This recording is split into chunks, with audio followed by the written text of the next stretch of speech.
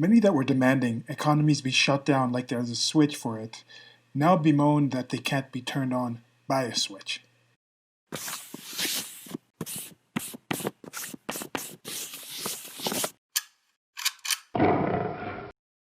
This is one of those things that does not surprise me. If you look at the world in general, then this makes sense.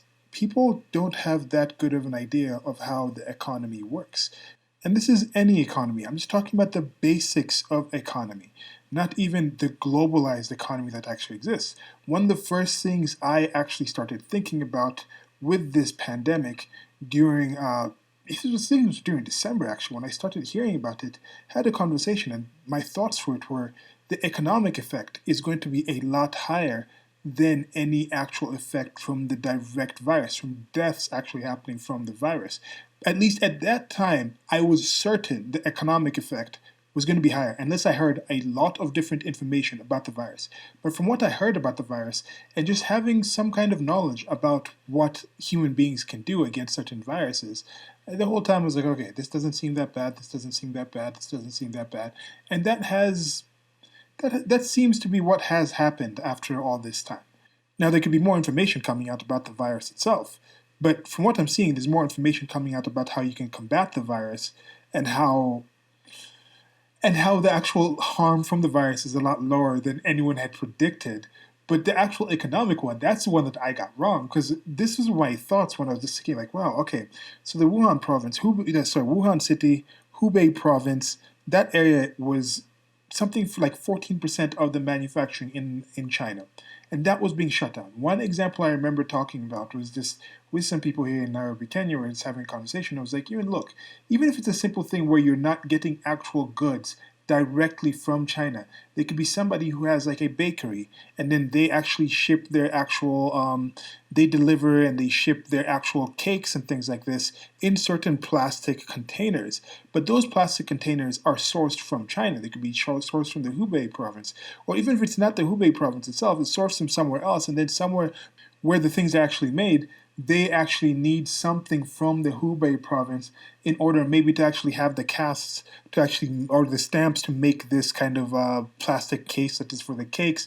So there was just things, just thinking from that and then just going down and just thinking the breakdown of the different knock-on effects about this. Once you have something going from one place that's not taken from some other place, something that is a higher priority will now take that resource that was actually there extra to actually do this thing. And then some people are going to start switching around to actually produce something that is in more demand and then stop producing that thing that's on the lower set of demands. So I was just thinking about this actual effect, and it was like even just shutting down Hubei province itself would have had a knock-on effect on the global economy. I did not actually think, once we started getting to this is a global shutdown and we're having this and this, that and that there, thinking about the airlines, and I was just, wow, the actual effect. And people, from what they were told about the virus, were freaking out. Like, we have to shut this down. We can't be having people outside. If we're having people outside, we're going to do this and this and this. And they were demanding that it literally just shut down like that. And some of them were like, we don't care what happens. Just shut it out. Shut it all down. And then now, as things are opening up again, they're saying, oh, you mean people are talking about this? They're all like happy about this. They're all talking about like, oh, this is going to be good. This is going to be like, oh, you need to listen to us. It's not going to be able to be opened. Like, you can't. There's no switch for just opening these things. You can't just say it's going to be better. We're going to have an economy back.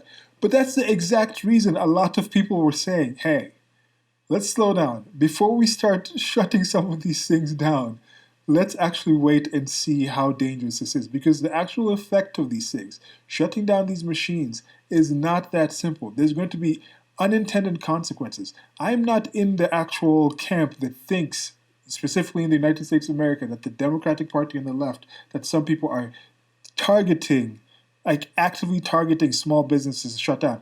I just think they're unaware. I think it's more an ignorance thing and not stupidity rather than malicious intent. This is what I'm thinking. I think it's more just an ignorance where there's different calculations, but there's a good encapsulation of this that someone indicated to me. I was talking about Disney World. I was listening to, I think it was Clownfish TV.